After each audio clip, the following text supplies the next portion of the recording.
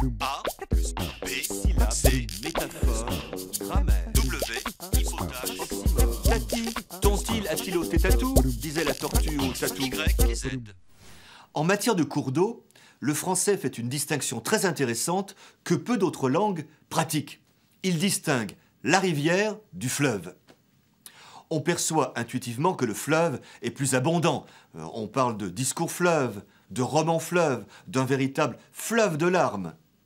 C'est l'histoire des mots qui va nous mettre sur la voie d'eau en l'occurrence.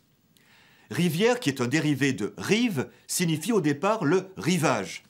En ancien français, on disait par exemple se promener en rivière ou chasser en rivière, c'est-à-dire au bord de l'eau. Pensons à l'italien riviera, qui signifie la côte. Le terme s'est spécialisé pour désigner le cours d'eau plus tard, vers le XIIIe siècle, quand sur le latin fluvius, on a copié directement le mot fleuve. C'est alors un terme très savant qui désigne seulement les fleuves de la Bible ou de l'Antiquité. À la Renaissance, les fleuves très importants. C'est au XVIIIe siècle que les géographes ont déterminé la distinction. La rivière se jette dans un autre cours d'eau, le fleuve dans la mer. C'est donc leur destin hydrologique qui les distingue. Voilà pourquoi, en français, les petits ruisseaux font les grandes rivières et les petites rivières les grands fleuves. A plus B, syllabe, C, métaphore, grammaire, W, hypothèse, Oxymore.